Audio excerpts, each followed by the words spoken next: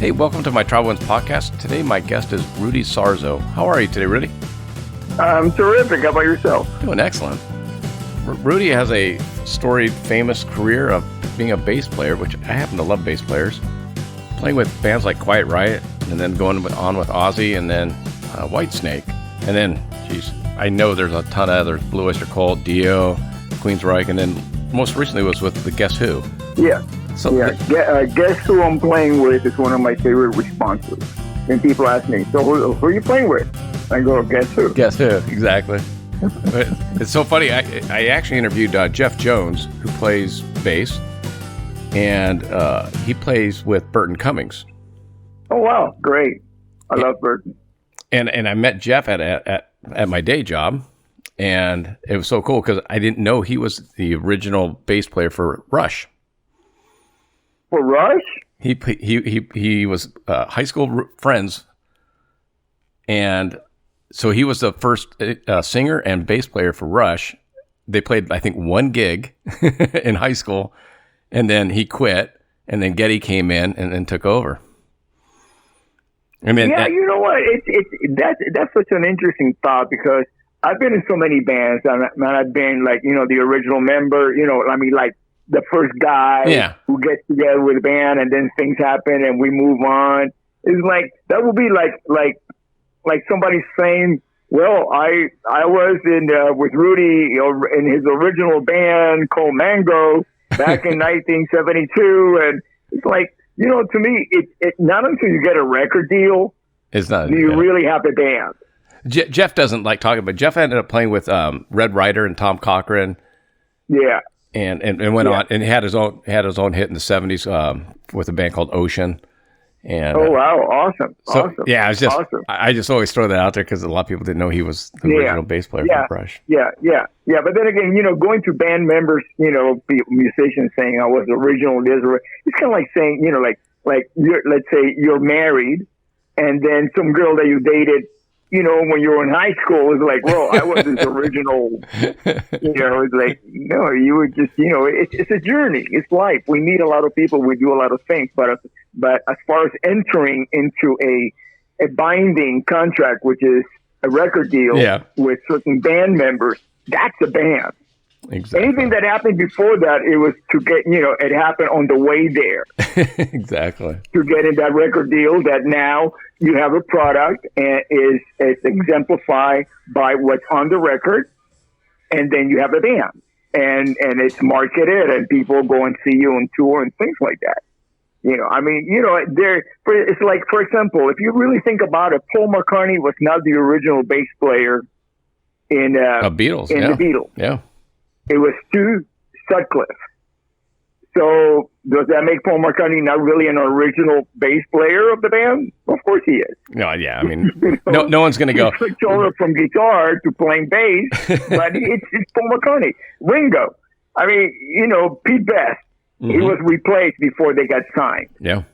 So Ringo is, an add-on, but he's the Beatles. But is he really? Is it really an add-on? No, he's an original member. Exactly.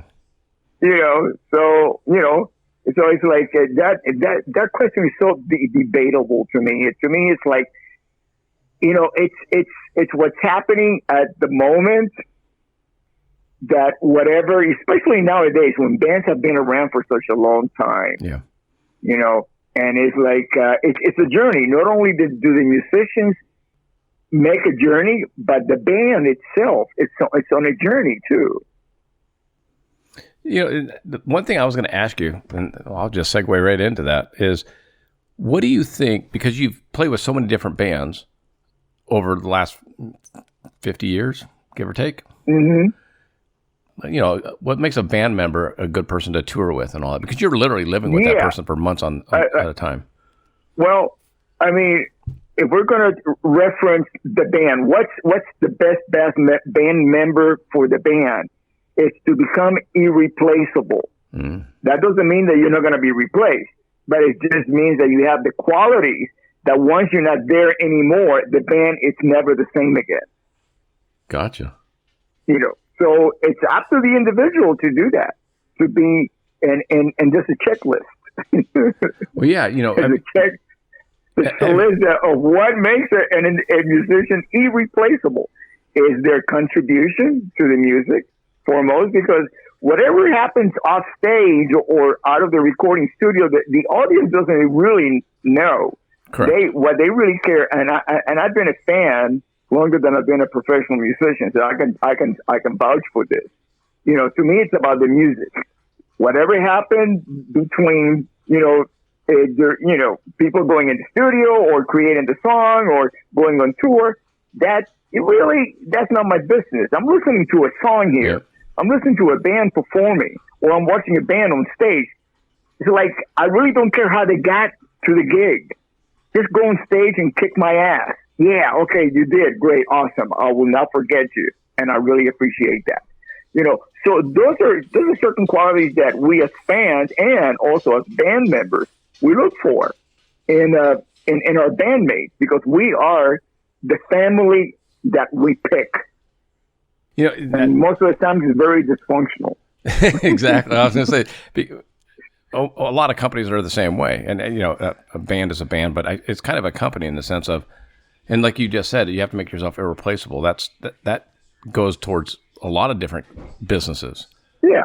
And it doesn't mean that you're not going to be replaced. Case in point, Steve Jobs got fired from the company that he started. Exactly. Of course, they had to get him back. But at some point, somebody thought it was a great idea to get rid of Steve Jobs. And they did. I mean, I can't wrap my head around that. But it did happen.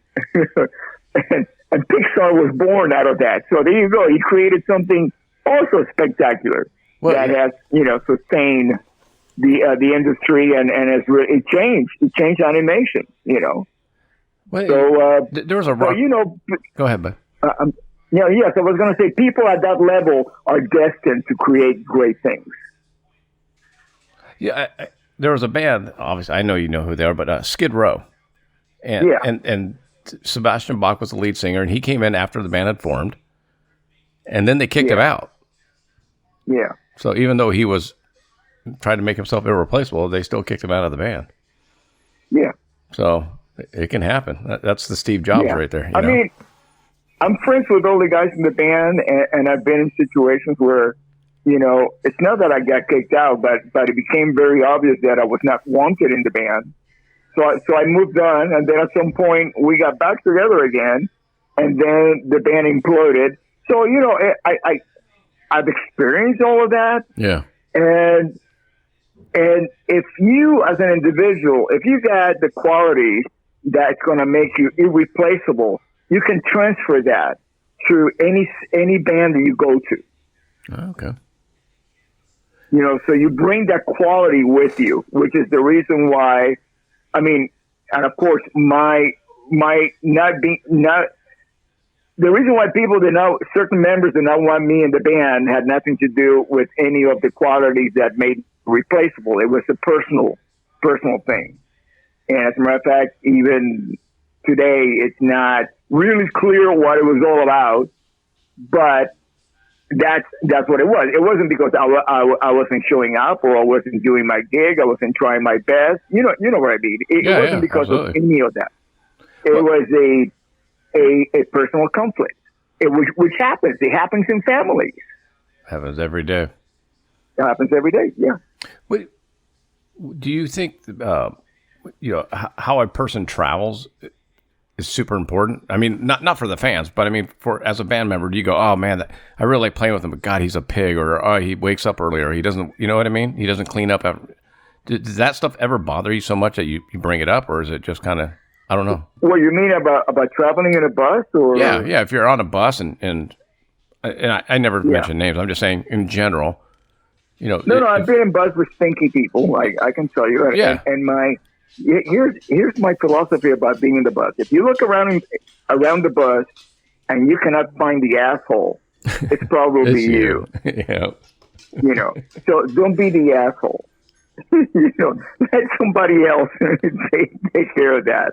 That's one of the qualities you really want to avoid having, being the asshole. And it comes in different shapes and forms. You could be stinky. You could be the goofy, clownish guy. Yeah. Which is only going to get you so far because before you know it, everybody's going to turn against you. I've seen it happen. And you just want to be kind of like that, almost like Yoda. I hear you. You want to have, you know what I mean? You're going to be like the person that they can count on. And if there's a question about something and they ask you for your advice, you're going to say something coming from experience, a reference from experience with wisdom, and you want to be that reliable individual. You want to be a Jedi. And I've been in bands with like everybody was a Jedi, and it works. That's got to be a good feeling though, when everyone's kind of on the same page and everyone's focused on being their best. And it's very rare, but when it happens, it's magical. Yeah. What's the worst part about living on the bus for you? Being away from my family, because if you're going to be on a bus, which I stay away from nowadays by choice. Next year is going to be my 40th year as a touring recording artist. I started out with Ozzy Osbourne in '81, and so at this point in my life, it's like, no, I don't want to be gone for that length of time, and unless and when I say that is because the industry is not the same as it used to be. There used to be a means to an end. If you were on the road for about a year and a half, it meant that you had a hit record and you were getting, your videos playing on MTV constantly, and your tour was extended because you were successful. Nowadays, you don't sell that many records. There's no reason to be promoting an album for so long. As a matter of fact, most of the tours right now are based on your discography, your legacy, your history as a band. That you already have a built-in fan base. That doesn't matter if you have a record to promote or not. Audience is still going to come to hear the soundtrack of their life. Which is as a musician, if you're successful, you are a part of. Having said that, to be on the road for so many months, I mean, it doesn't make a sense to go on tour unless you do a package tour. I mean, these are very popular now. They happen in the summertime. You have let's say three arena, three bands that used to be headliners on their own in arenas back, 30 years ago, and you put them in a package tour. So it will be like a headliner and two other bands.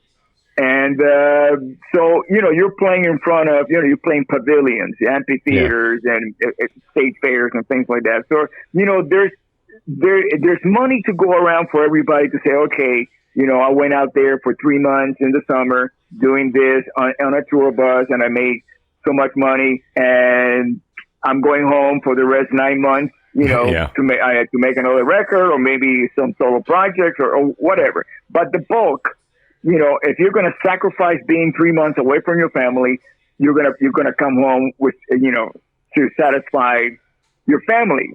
Say, okay, I was away, but look, we got this money, and we can do whatever with it.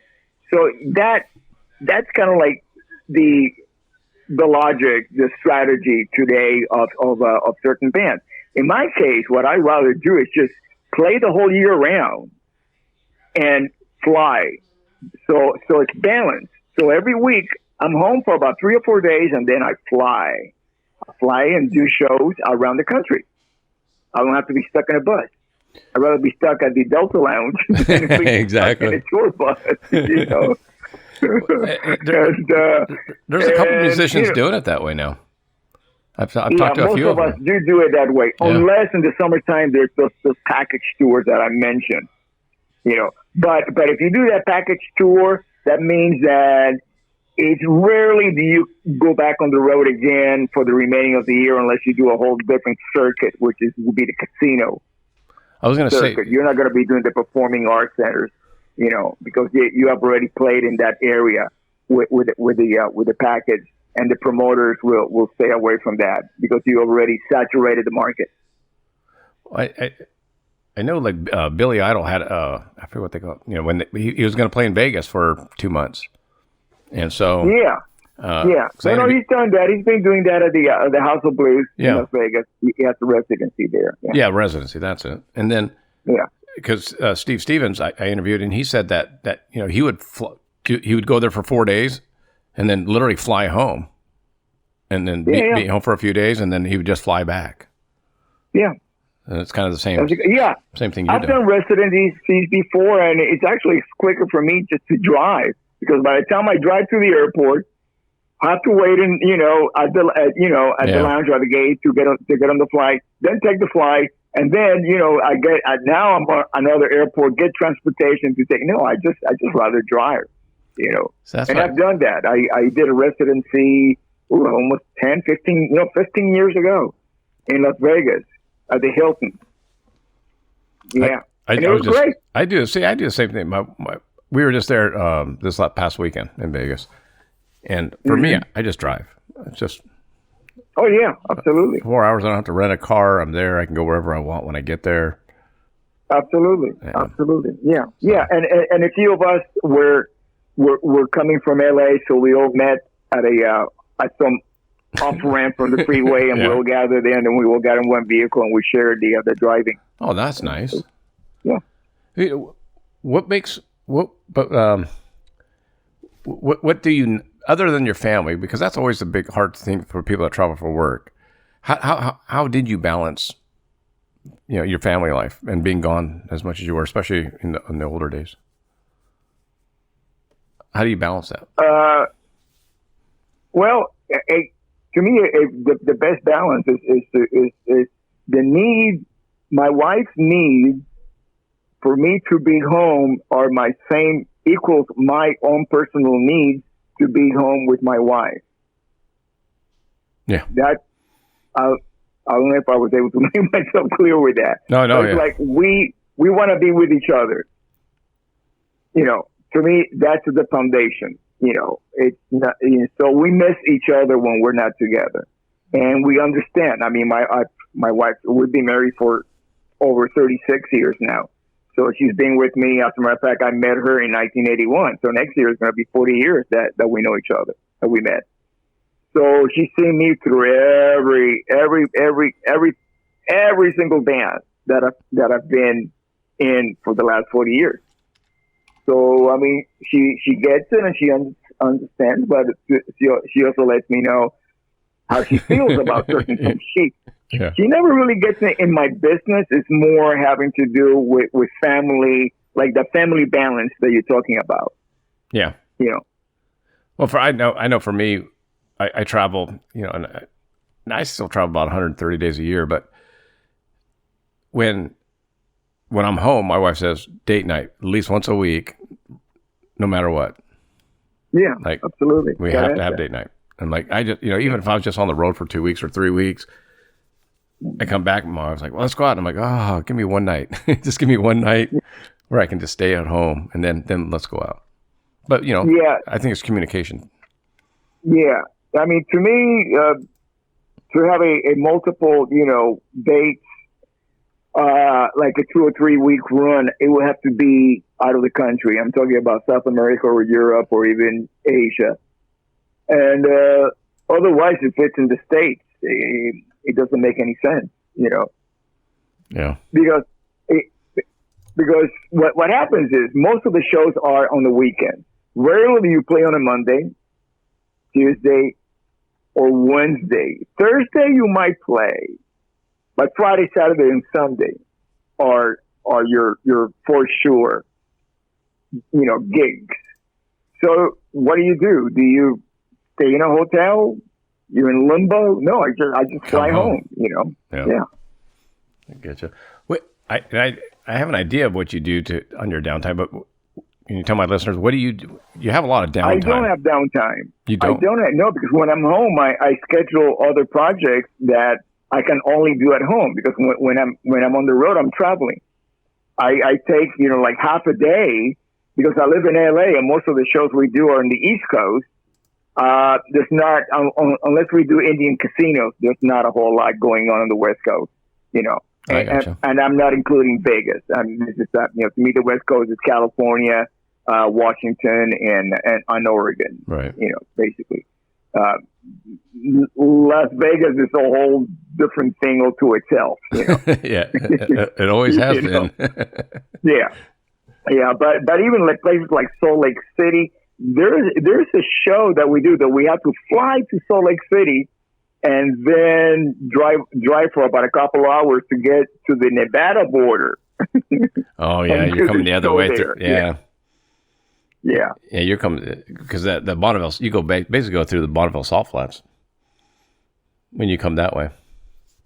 Yeah, but it's the routing. Everybody can fly into Salt Lake City. Yeah, so that's it's doable. Yeah. But I guess when I say downtime, I mean like when you're there in Utah or wherever you're at or back east. What do you do? Because you're not playing all the time. I mean, you get set up and show up, and then do you read books on the airplane? Are you working on your computer stuff when you're on the airplane flying to wherever you're going? Because you got that 6 hours. I got my iPad. I'm either reading music books. I'm educating myself. I mean, I find that time is a great time to educate myself. I can download some videos. I can watch some educational videos. On a regular schedule, I fly every weekend, which means that I wear out the playlist on the Delta screen of all the movies available. Yeah. And so it's like, okay, by the middle of by the end of the month, I'm watching West Side Story for like the third time just because it's got music in it. Yeah.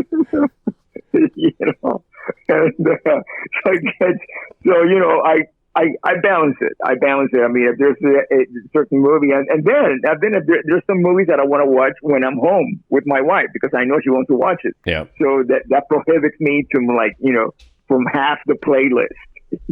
I'll watch stuff that I know my wife is not into, like either sci-fi or horror or something like that. Yes, I do the same thing. Which terrifies the people next to me. When I'm out, I'll look up the movie theater and see what movie she wouldn't want to go to, and I'll go do that by myself. Exactly. And that way I come home and I go out and I go, yeah, we can watch whatever you want, honey. Yeah, exactly. I don't have to watch the shoot 'em up action movie. Yeah. So. What do you look at in the future for your touring? Just as kind of the same thing? Or are you going to be playing back with the Guess Who now once the lockdown ends? Oh yeah. No, I mean, I see. Slowly working towards it. I mean, getting the vaccine for COVID-19. That to me, that's the key. Yeah. It's that's it. Without that, there's always going to be a lot of doubt and a lot of fear. Basically, and I gotta tell you, I rather stay at home, which I do. But if I have to go, for example, I just came back from getting my flu vaccine. Yep. I had to go to Kaiser, which is my local, my hospital that I'm a member of. Yeah. And there's a fear factor coming from me, walking down the hospital with all these people that you never know. It's a hospital. People go there because they're sick. So it's like I couldn't wait to get out of there. So it was like, okay, now I'm home and I'm sitting here on my sofa with my little dog next to me. I'm talking to you. So it's and that translates to anytime there's going to be beyond agoraphobia. There's going to be just the ultimate fear of being surrounded by people. Yep. But I got to tell you this, musicians, we are traditionally germaphobes because we do a lot of meet and greet. Yeah. And we play in places that are not meant for humans to gather in. And I'm talking outdoor festivals in the middle of the field. So there's a lot of porta potties and a lot of lack of sanitation. And man, I got to, and then we do meet and greet, so we're like shaking a lot of people's hands, and I dread to think where those hands have been, So we'll like run back to the dressing room and we just clean up. disinfect. Yeah. Yeah, I mean, and I'm talking, this is pre-COVID. And because what happens is if you get sick, not only are you sick, you probably pass it on to all the guys in the band. They'll get sick. And if you're sick on the crew, you can't perform. And you can't perform. You don't make money. You don't make money. It costs money to cancel gigs. So it's a must. It's a must for us to be clean. Having said that, it horrifies me pre-COVID when I was flying and I would see people coming in and out of the going in the bathroom and not washing their hands after they. Yeah. And I'm going like, what kind of, I can't even call them an animal because I love animals. Animals clean themselves. Animals are smarter than that. Animals clean themselves. They know. So this thing about washing your hands, it shouldn't even be an issue. Yes, we should be washing our hands all the time. That's what I said. My wife's a Pilates instructor, and then I work at rodeo, so I'm working like you. I mean, I see literally 4,000 to 5,000 people a day, and they come through and they want to buy stuff, and I'm the same way. It's like you want to get clean, and that's why I told my wife when they first did the shutdown. I'm like, well, you guys cleaned the studio anyway, so I mean, and if you weren't, why weren't you? Because people are touching it and grabbing it. And I have friends that work at Delta actually, and they said the planes have never been cleaner. I'm like, well, why weren't they clean before? Yeah, exactly. I mean, you have tubes of people, a couple hundred people at a time in a tube, confined. It should be pretty clean, but exactly. I think there's going to be good positive changes will come out of this. I think at the end. Yeah, for the next few years, and then everything will go downhill again. No, I don't know. I mean, look at the airport. I mean, 9/11 happened a long time ago, and yet we still have restrictions and limitations. So I don't know. I mean, I think Americans get into habits, and if you make that the habit, like seatbelts. My first car didn't even have a seatbelt, much less a required seatbelt. So I don't know. We'll see. Yeah. It's human nature. Humans are funny. We're funny. We have certain habits that we usually gravitate to because that's a part of our DNA, Yeah, exactly. It's, it really fascinates me how as a selective pattern that we have, how we enter humanity. We compete as sperms against millions of other sperms, each one of us. And a natural selection, whoever gets in the egg is the one who comes to, is born. You're the lucky one, yeah. Yeah, well, I don't think it's beyond lucky. I mean, I think that you already have a DNA. It might not have both the strings of DNA of your maternal side of the family, but from your dad. And then that's like DNA accumulated from past generations. And there's a certain drive that you have to get to that egg. I don't think that we accidentally fall inside the egg. I think there's a drive to get in and we penetrate it and that's it. We're born, right? So, all right. And so we enter this plane of existence, and all of a sudden, we become lazy bastards. Fair enough. It's like I can't wrap my head around. It's like you try so hard, you beat millions, you did it, and now it's like, okay, are you resting now because you feel like, well, I made it here, so it's going to be easy picking from now on. No, I think it's a whole different level of fighting for it. It's incredible, and I think that the 30% of humanity that really grabs onto that concept is the ones who are going to be able to fulfill their potential. Yeah, it's so cool you said that because I totally agree. That we have a lot more potential than what we allow ourselves to succeed at. Yeah.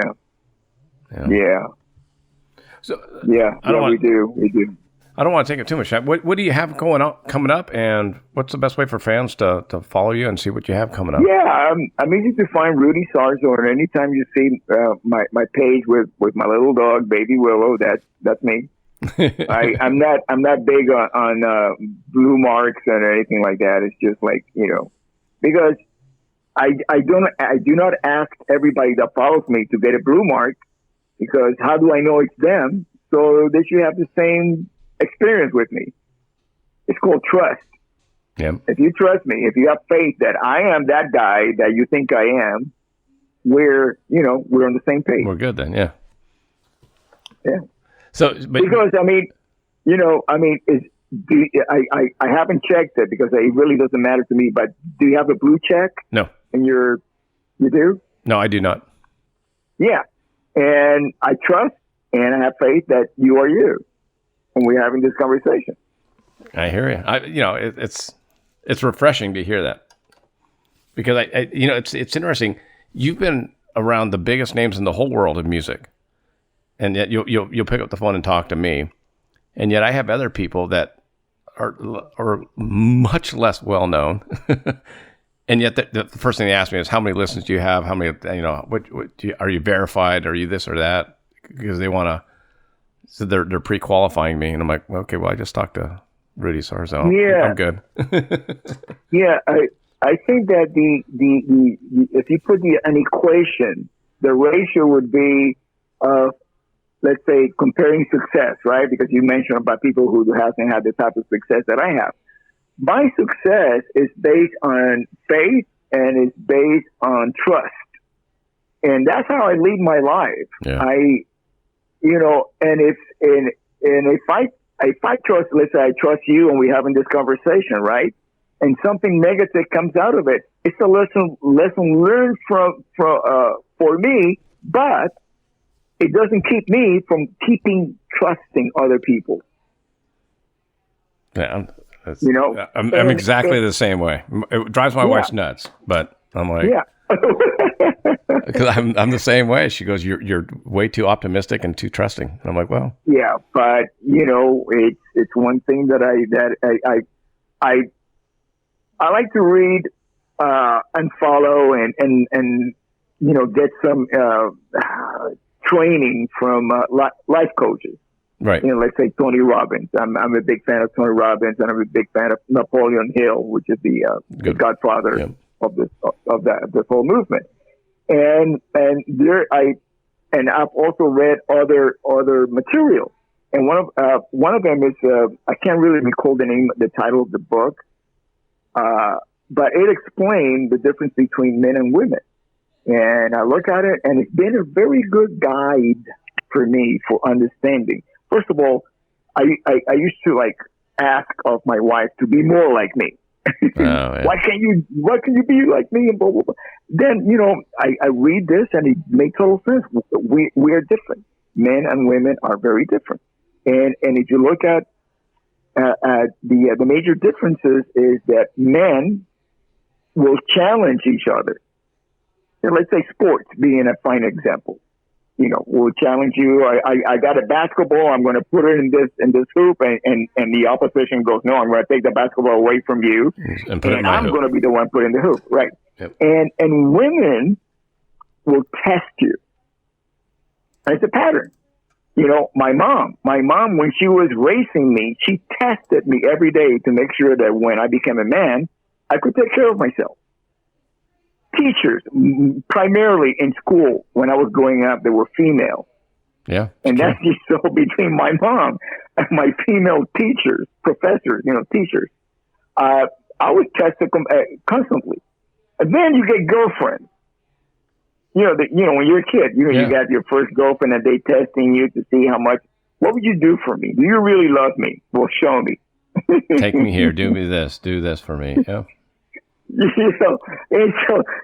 Men constantly challenge me, and women, when I say men, I mean, let's say musicians. I am challenged every day to be the best musician that I can be, because I love playing with people that in some way, somehow, they're better than I am. So I rise up to the challenge, and And with my wife, it's like, there's going to be the test of, are you going to be the best husband that you can be? Yeah. And I strive for that. I strive for her total happiness somehow, some way, even after 36 years of marriage. 40 years of knowing her. That's a long time, my friend. Yeah, exactly. That is a long time. Well, that shows that she's pretty understanding too. I mean, she kind of knew what she was getting into when she met you because you were already playing, but. Oh, we never know. We never know. I mean, I think we enter into situations like, let's say, a band. I entered to a band because I needed to be in a band, and I needed to be in a band of a certain level, and I needed to become a recording artist and touring, and Ozzy became that door for me, to enter that world, that I've been a part of for the last 40 years. But you never really know what it's going to be like. I had no idea. My vision of what I actually got into was much shallower than it actually is. The reality of being a recording touring artist is much bigger than I could ever imagine. What were your conceptions before you started, and then? I mean, was it just did you start playing and then just think, oh, I'm going to live this rock star life, or were you always kind of grounded in that sense? No. I mean, I spent like over 10 years, playing bars and becoming a starving musician and sacrificing and leaving home and going through all the paces that everybody usually goes through, back in that format of being in a band. Nowadays with YouTube, social media, it's a whole different world. You can be in your bedroom, play a little song and with no musical training, really, you just create something that a lot of people like, and you're an instant, success. But back in the day, it was just a total different format, and so I think it's completely different. Yeah, very, very different. So I got to tell you, I had no idea. I mean, I had certain qualities that led me to get into this world, the world of a touring recording artist. But once I got in, it was like, it was a whole different level of education, because now I'm doing it. I'm not on the outside looking in. I'm actually experiencing it. And once you really start running with the people who are running the music industry, it's wow. It's the complexity of it. It just goes beyond anything I could imagine. Back then. Now it's all about Spotify and streaming and stuff like that. Well, I hope you don't mind me asking you brought up a point where I was going to ask you. I've watched, I did some research on you and watched some previous interviews and all that, and you are a complete musician. I mean, you're talking scales and arpeggios, and I mean, you're a musician. Whereas now, I think you could get some people that go, I don't know how to do that. I hit these buttons here, and that sounds good to me. Where, you know what I'm saying? I mean, yeah. Do you see the same? Do you see the same level of competency in musicians as the younger guys now? Boy, it's that's a really good question, because I mean, if you compare, let's say, before rock and roll, before popular music as we know it in the United States, let's say 300 years ago, I can't even get on the top of my head who was around 300 years ago, but let's say Bach. To really be a musician, you have to train as a child. Yeah. Bach was a teacher. Bach was a church organist. He was a church composer, but he was also a teacher. And so the level of musicianship, and this is at a time where musical instruments were not as refined as they are today. So I've never played a 300 or 400 year old violin, but I imagine, aside from the Stradivarius, who were actually that kind of set the bar for magnificence in a musical instrument, but a lot of them were very raw. case in point, a lot of the strings, because they didn't have the material, were not made out of metal or nylon. They were made out of animal parts. Yeah. Guts. So can you imagine, nowadays really going on stage with like the guts of a goat on a guitar and trying to, play like tapping like Eddie Van Halen. Yeah, exactly. It's going to be challenging, Yeah, very. So having said that, each generation has its own challenges and its own positive things. Like it would be very positive to be mentored, to have Bach as your professor. Of course, he's going to have certain expectations because he was a genius. So he expected all his students to be at the same genius level as him, or at least the passion of a genius, of somebody like Bach. Where nowadays you can actually, I cannot tell you off the top of my head, but I know that I am aware because I've been to sites on YouTube that you can actually get a full curriculum of music education by going to this channel.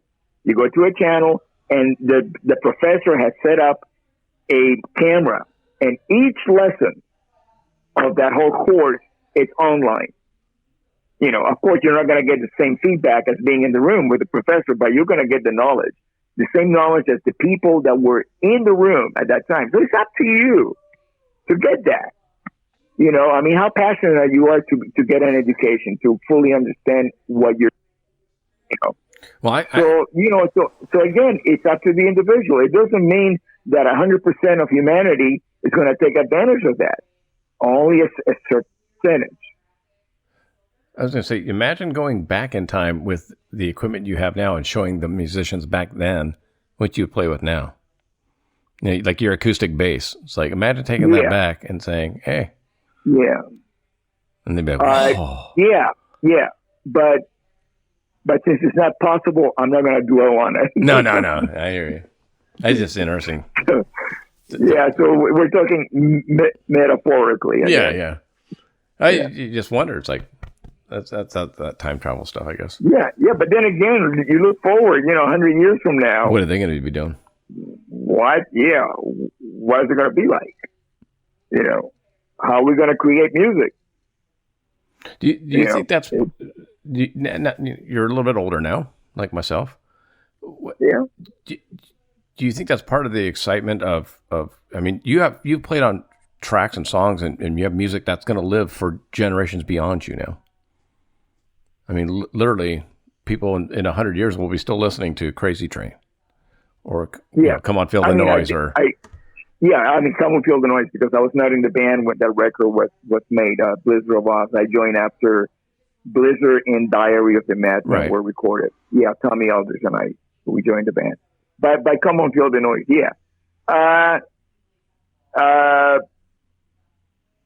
it's possible. I mean, I think the merit of a song like Crazy Train stands on the purity of Randy Rhoads' performance. I think that's the feedback that I mostly get on social media is from guitar players, young ones who actually gravitate towards that. It's kind of like my generation gravitating towards Jimi Hendrix. Yeah. There's something that connects, with my generation, and there's something that connects with Randy, with a lot of the kids. It's amazing. I was just reading. It's amazing that he was 25 when he passed away. And 26. Yeah. My daughters are 25 and 26, so I can't. Yeah. It's amazing what he could have accomplished.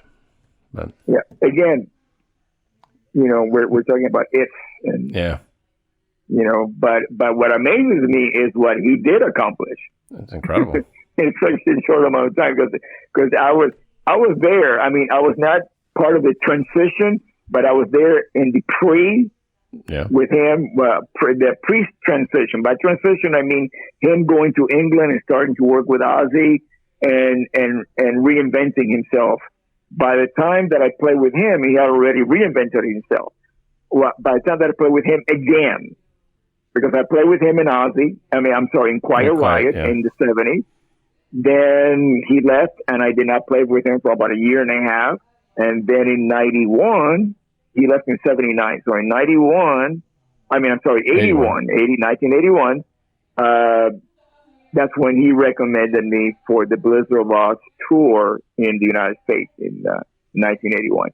So by then, I watched the metamorphosis of Randy Rhoads, who he had become, and he was a totally different player, musician.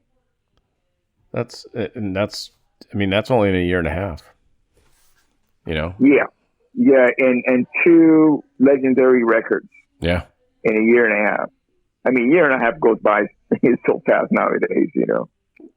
There's many distractions. That's what I always tell my daughters. I go, they're like, oh, it's taking forever. I go, oh, baby, trust me. You'll get to the point where it goes quick.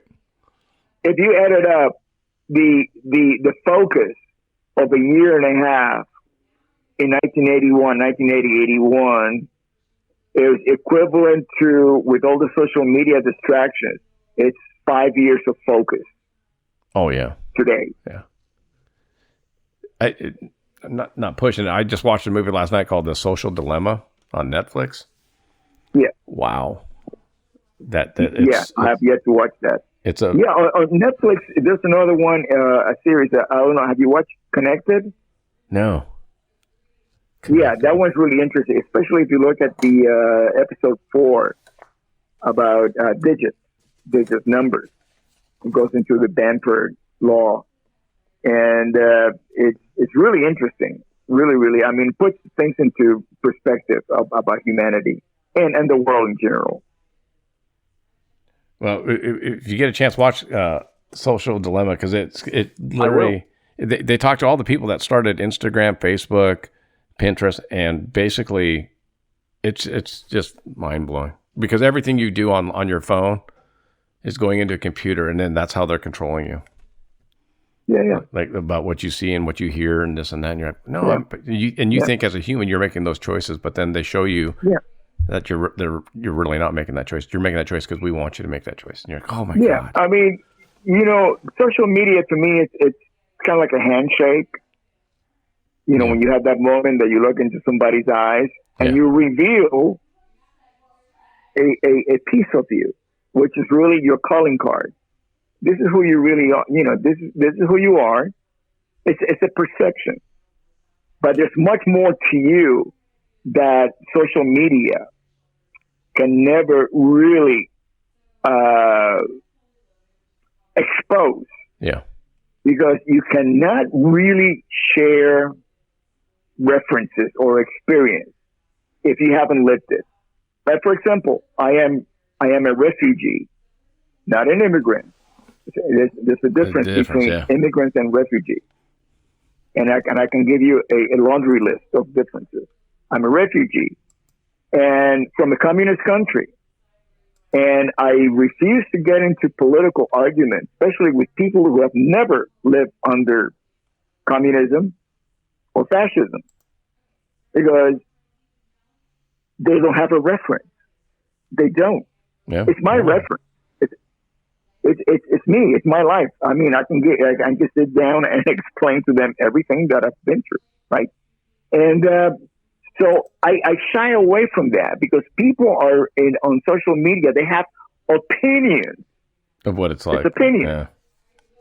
If I make a statement about, let's say, communism, it's not an opinion. It's an actual experience reference that is actually, you can't dispute facts, and then social media becomes the cesspool of arguments based on opinions. That's what this show's all about. Yeah. So I basically go on social media and try to. No, it's not that I try. Everything that I do on social media is based on positive unity. If I am not going to post something that is positive and that might unite everybody, by that meaning having a common goal of uniting people, it's like making music. somebody was trying to get political with me, and I said, you know what? And this was my statement. When I stand on stage, I play for people of different political sides, religious beliefs, in the hopes that our music will bring everybody together. And that is a fact that I do that. There's no opinion based on that. Is that people cannot argue with me about that. That's what I do, and that's what I believe. So the same way that I stand on stage with that belief, I go on social media with that belief. That's my philosophy. Yeah. And people start complaining of, I repost about, let's say somebody posts something about a friend who happens to have a different point of view. And my opinion is that if you're going to, in your family, only be with people that agree with you and your circle of friends, people that agree with you, that's not a family or a circle of friends. That's a mob. Because everybody is just united by that same thought pattern. No, you need to have a balance. Yeah. In my family, I have people who have different political leanings. I don't care. It's never been an issue with me. Never in my life. Ever since I've been voting, when I became an American citizen in the early 80s, and the next time that I voted, I just went and voted and moved on with my life. That's it. I'm in the United States. I am protected by the Constitution. As long as the Constitution is respected by Washington, I feel safe here. Right. Because I came here. There's no other place for me to go beyond here. This is it. I travel around the world, and this is my home, and I feel very, very good living in the United States. Because of the Constitution that protects all of us. I was going to say, have you been back to Cuba? No. Yeah. No. Any desire? No. As a refugee, when my family left automatically, we became stateless. We lost our citizenship back in 1961. Yeah. As a matter of fact, I traveled with Ozzy before I became an American citizen with just a re-entry permit. Wow. I did not have a passport. You were taking some chances. Yeah. Yeah, but then again, this is pre 9/11. That's true. And yes, and I've had machine guns, pointed at me, landing at Frankfurt Airport in 1981 in the midst of the hijack craze that was going on, hijacking planes and stuff like that. Yeah. And it was not a good experience. So I became an American citizen as soon as I returned from that tour. And but we were stateless, and I refused to go to my country of birth. I am an American. I am an American that was born in Cuba. I've been here since 1961, so you can imagine. So I am an American, Yeah. And but I was born in Cuba, and I refused to go there as a tourist, but that would be my status. Just a tourist, an American tourist. I gotcha. But and I was 11 years old. I was almost 11 years old when I left Cuba. So it's not like I do remember everything while I was there. But I mean, I understand exactly what you're saying. It's like you've been here for 60 years almost. It's like you're an American citizen. No, I'm 70 years old, so I've been here for 59. I'm 70, 76, and I think I've been here for 60 years. Yeah. It's a long time, my friend. Yeah. Plenty of time. Yeah. But it's like if you're an immigrant, let's say you come from Canada or even Mexico, you can go back to Mexico, and Mexico doesn't say you're not Mexican anymore, or Canada doesn't say no, you're not Canadian anymore. You can have dual citizenship. Yeah. I don't. That was stripped from me when I left the country. Do you think that was a bad thing? I'm sorry? Do you think that was bad, that you can't be a dual citizenship? No, I think that any country that strips you of your citizenship because you choose not to live under a certain regime, communism, well, it's not good. So it's definitely going to be bad. I mean, it's kind of hard to explain for even like like I said, my daughters are 25 and 26, and I tried to explain to them, what things were like in the late 70s and the 80s, and it was, you're talking pre-cable TV even. So it's like exactly. Pre-phones. We didn't even have computers back then. It's like it's just it's a mind warp to try and get them to. Yeah, exactly. So again, this takes me back to talking to young, people on social media. They cannot even wrap their heads around what I live. No. So I don't go there because my communication was based on experience and facts, and theirs will be based on opinion because they can't understand it. They can't believe it. They're like, no, it couldn't be. It's like, no, really. Yeah. When I first came to the United States, one of my favorite classes was history. And there doesn't seem much of, the History Channel seems to be leaning more towards like, it's all about Hitler, basically. Rarely do I see anything about that having to do with anything else, Yeah. There's not a whole lot of history lessons being taught nowadays.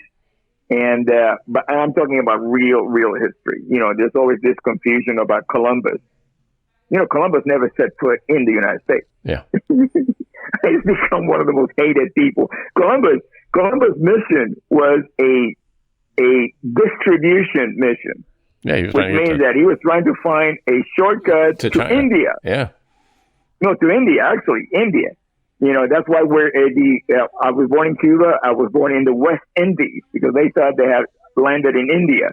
And it was a mission that was basically a suicide mission because at that time it was not proven that the Earth was actually round. So it was on the other side. Yeah, so no sailors in their right mind were going to go on this mission. 3 ships. So what they did is they emptied the jails in Spain. The Queen of Spain gave and said, okay, take all of these inmates, most of them on death row, and fill the ships with it because they thought, they're going to die anyway. So this is how the whole thing began. The discovery of America. Well, and it was very interesting. Yeah, my wife and I, we tend to watch a lot of stuff on YouTube now. Like if there's something you want to watch, because you're right. Like if you go on regular TV, there's not a lot there, or it's skewed. And so, my wife, for whatever reasons, been watching a lot of stuff on Lady Jane, which is in the 1600s, and the Queen of England and her prince. She'd been watching a lot of it, and but it's just interesting how you find out. Like we try and watch things, and then I'll share it with my daughters, and I'm like, look, back in the 70s, we were fighting over the same stuff. Like we had race wars back in the 60s, and then in the 80s, and then in the 90s. It's like, here's the LA riots. Here's, when you were just being born, it was when the LA riots were going on. So I was going through what you're feeling right now and all your friends. I was doing the exact same thing 25 years ago. It's just like a repeat. It's because, I can only speak for the United States. History keeps repeating itself in the United States because history keeps getting rewritten. Yeah, you're right. There's no, right now history is being rewritten, which means that in a couple of decades, a couple of new generations, they're going to go through the same thing. Watch that Social Dilemma. They kind of talk about that too. It's weird. Like the power of social media now is because they talk about the fake, like real fake news, and then which is kind of fake history. And so if there's a group that wants you to think this way, they're going to spend $1 million to go out and hit advertisements, and it's just and make you not think it happened. Yeah, and yes, and another reason why I really stay away from opinions on social media is because I truly believe that we are in the midst of the age of mind control, of electronic, internet mind control. And, I've been registered to vote, like I mentioned before, since the 80s. Yeah. And I keep seeing these messages, from people that they just says vote. And a lot of them, have a certain history of leaning towards one side or the other. So my question is, okay, so you want me to vote, but you're not telling me at least vote for so-and-so. That to me is more of a viable message because it's clear. Because I am not clear about the message. You're just telling me to vote. Now, you're telling me to vote for the person that you want me to vote for or the person that I might want to vote for, which might be a different person that will cancel out your vote. So it becomes very confusing to me.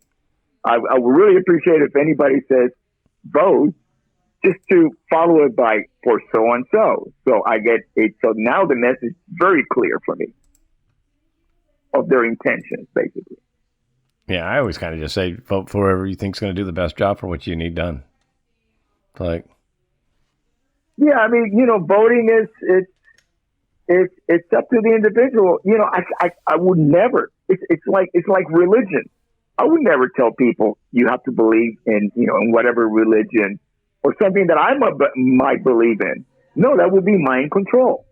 No, because the reason why I believe in my my spiritual beliefs are based on personal experiences that led me to believe in certain things. But it's the same thing with politics. I have certain references in my life that leads me to believe in certain fundamentals about freedom. But these are my references. I can't expect other people to believe in that. Otherwise, they're just lemmings. They're just following me. Well, that's what a lot of celebrities want. That's why they're telling you who to vote for, because they think you're just going to lemming and follow along with whatever they say. Yeah, but that's mind control. Yeah. And maybe it's because I came from a country that became communist. And I saw the process of mind control of the teachers keeping me after school as a child to ask me about my parents, what they thought about Castro and what they thought about, his policies and the revolution and so on. And it's you grow up really quick when you're being confronted by your teachers who right before the revolution, they were just teaching you about math and, just educating you. And then all of a sudden they're interrogating you.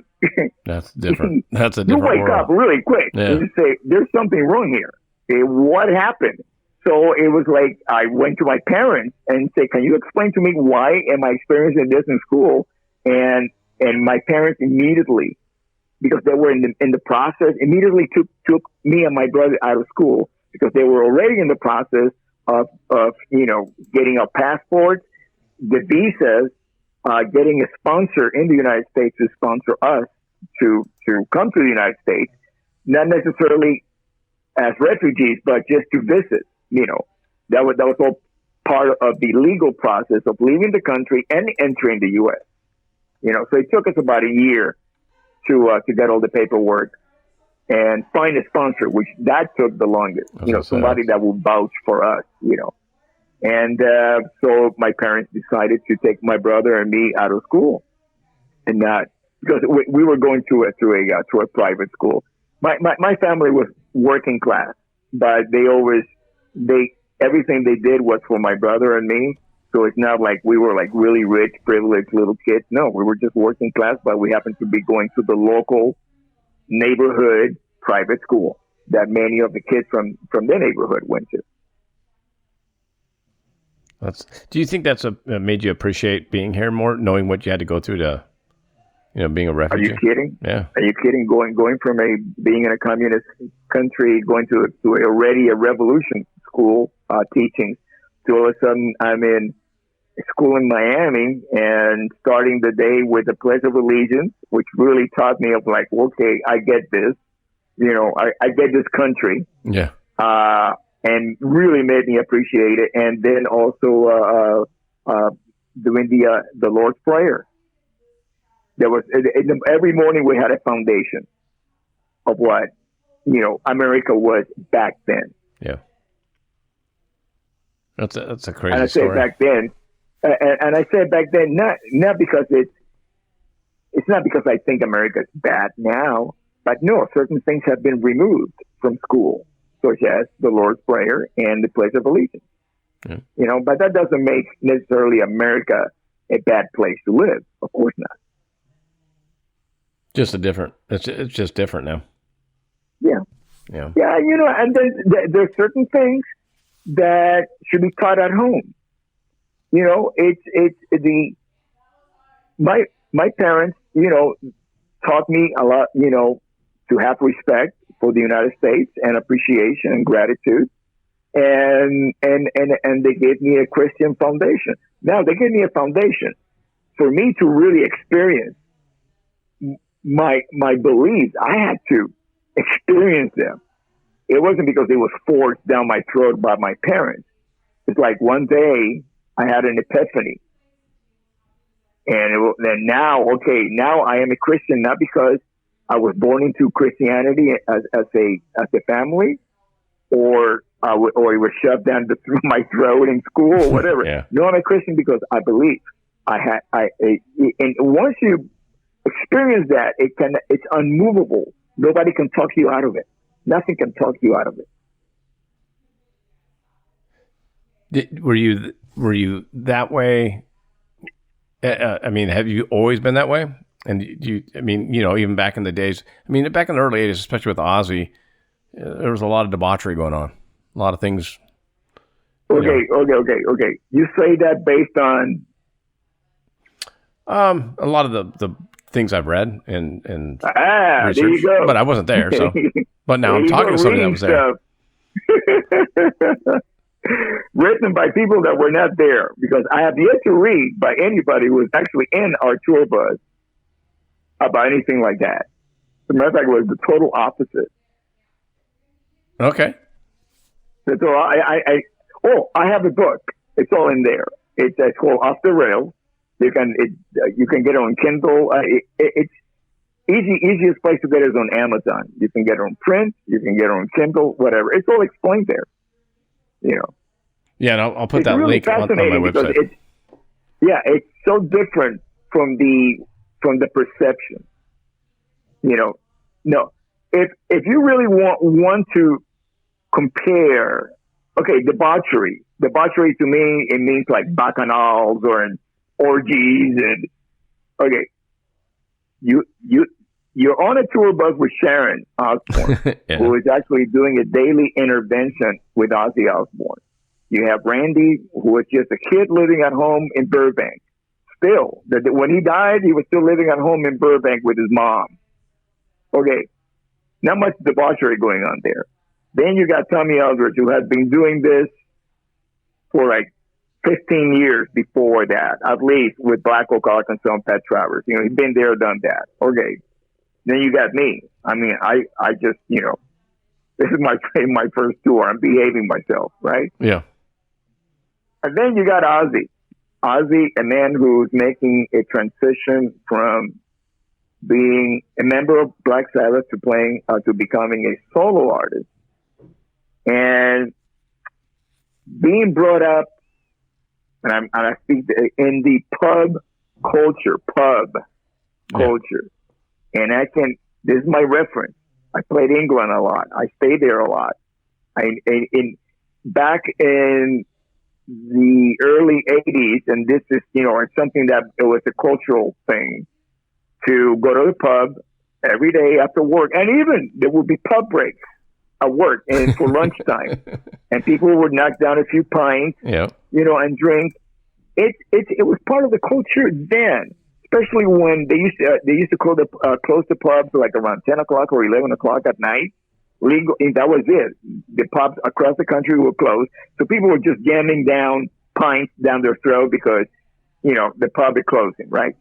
And then they will like stumble home and get up the next day and do the same thing. So there's a pattern that Ozzy had followed, and most of the English musicians that's the way life was back then, So you have Ozzy who was going through a divorce during the Blizzard of Oz tour. Right. Sharon was just the manager of the band and, a girlfriend, but he was still married. And Sharon's job was to get the band on stage every single night. And that included Ozzy. Her biggest challenge. There was no debauchery. If anything, we were like monks on the road on that tour bus. There was a lot of crazy stuff going on, but it was crazy. There was a difference between craziness and debauchery. It's very, very different. Well, my favorite reference is I was 14, 15 when that was going on, and there wasn't social media, so it was all rumors. So my friends like, oh, he beat the head off of a bat, and he did that. He did that. And he did that. But there's a story that goes along with it. He thought it was a rubber bat. I mean, who the hell throws a real bat on stage? Exactly. I mean, up until then. So he put it in his mouth and he thought it was a rubber bat, and then realized it was a real bat because it tasted like a real bat, not like a rubber bat. But but that's not debauchery. That's something that happened on stage. That could have happened to anybody. Wow. Yeah, I mean that could have happened at a Kiss show, and Gene Simmons wants to clown around with something that somebody threw on stage, and you put it in your mouth, and then you realize it was an actual bat. So. Well, but like I said, so everything back then was rumors because there was no videos and there wasn't, rumors. It was all rumors. Yeah, but that's mystique. That was the myth. Yeah, the myth. Sure. That's what. Yeah, and it works because even today people think they associate that. Absolutely, it's marketing. It was marketing. Sharon, genius, seeing an opportunity to market Ozzy, and she would do that. Like I remember when he'd been into the bath, he was rushed to emergency to get some rabies shots. Yeah.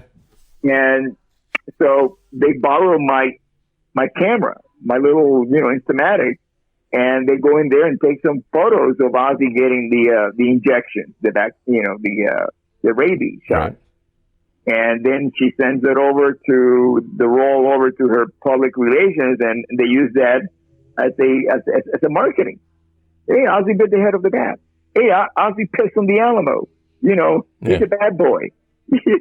All this stuff, which was marketing. That's fun. That's crazy. Yeah. But 40 years later, I still think of that. Yes, because it worked. Yeah. Yeah. That's. But then again, it was kind of like half marketing and half fantasy. Because, a lot of stuff was a little blown out of proportion just to hit home, and it worked. It worked. It really did. Nowadays, it's virtually impossible because there's so many, there's so much stuff online. Yeah, I mean, if you really want to see some weird stuff, it's out there. Somebody's doing it already. Yeah. So everybody, it's like all the weirdos have the same level playing field as Ozzy did 40 years ago. Ozzy would have just been like bland today. I always tell my daughters, because they basically grew up with cell phones from like 6th or 7th grades when they got their phone. And they weren't the fancy phones, but they were still phones. And they were always behind because I was just like, I'm not spending that much money on a phone. Anyways, I always tell them, I said, you think we didn't do that stuff? We just don't have video proof that we did it. And that's fine. Because now the story is, my story, the first time I went to Hawaii when I was 18 is a great memory. I have really fun memories of it because there's no record of the bad parts. You know what I mean? Yeah. In social media, and I by what they ask me on social media, I can actually tell how young or old the person is. Mm-hmm. Because their references are very young. somebody who cannot imagine that there were no iPhones back in 1981 or 82 when Ozzy was on tour with Randy Rhoads, because they're always complaining how come there's such little footage, photos and footage of us playing live. And I go, oh yeah, I lost my iPhone back in 1982. That's usually my response to them, because to me it's absurd. So I reply with an absurdity, Yeah, there's a YouTube clip of you guys playing Crazy Train in like a soundstage, and it was it's from Rochester. It was public access. Was that? Is that what it was? Yeah. Yeah, the only 3 camera shoot that we ever did. I mean, plans of us doing a production with proper cameras and video with Randy, but then he died before it happened. So Brett Gillis was the one that did it. Wow. Yeah, because the Crazy Train, the official video is a lot of the flashbacks with Ozzy singing, but then a lot of flashbacks of Randy because you hadn't filmed it yet. Yeah, well, it was from that session. We had the first Crazy Train video that was released for MTV. There's even an animated one that somebody mentioned it on social media. I wasn't even aware, so I watched it, and it's like a very funny animation, like Stickman, basically. It was cute. I mean, to me, anything that honors and celebrates Randy's memory, it's great. It's awesome. Yeah, but you're right. I mean, it is what it is. Yeah, it is what it is. Well, hey, Rudy, I really appreciate the time, but I don't want to take up any more of your time. It's such a pleasure. Great talking to you. Pleasure's all mine. So I'll send people to Rudy Sarzo on Instagram, or it's actually Instagram. It's Sarzo Rudy. I have a radio show, Monsters of Rock, on the Dash Network.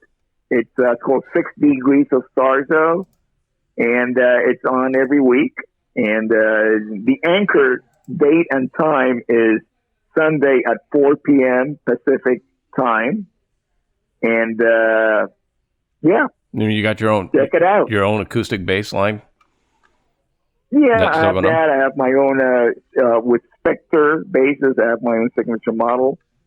Things that I don't even think about because I just do them. And like say with Spectre basses, I play them, but I don't look at my bass and go, "Wow, it's my signature bass." I go, "Oh wow, it's a cool bass." And I love playing this bass. Oh, it's my signature bass. Oh, that's why I like it. Yeah. And the book, Off the Rails, that's the name of my book, available on Amazon, Kindle, or print. And I'll make sure to put all the connects. Appreciate that. Hey, is there any way you can send me, and I'll delete this off the show, but is there any way to send me a picture that I can use for the podcast? For an episode? Oh, yeah. You mean like digital? Yeah. Oh, yeah. You know what? Just grab anything you like.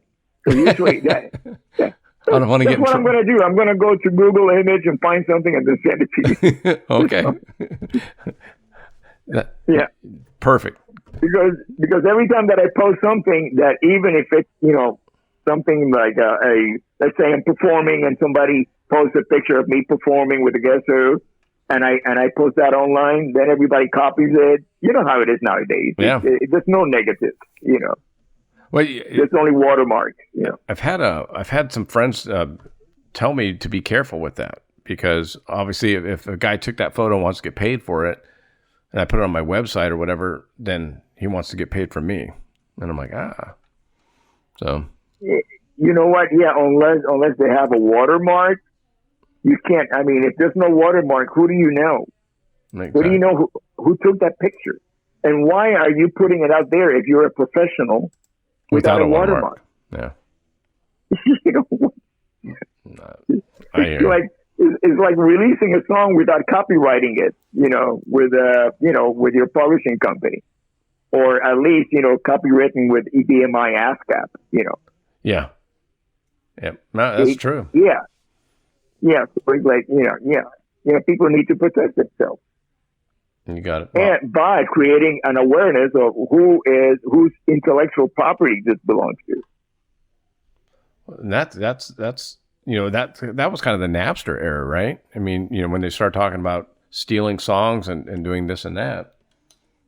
No. I'm not talking about stealing songs. I'm talking about getting credit for somebody else's creation. I'm not talking about, piracy or anything like that. I'm talking about when you write a song, you need to register it. Yeah. So that song cannot be stolen. And somebody say, no, I wrote that song. You didn't write that song. That's what I mean by ownership of creative content.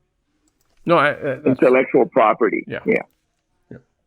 And it's not just with songs. I had to do that with my book, registered as an intellectual property. You do that with the Writers Guild.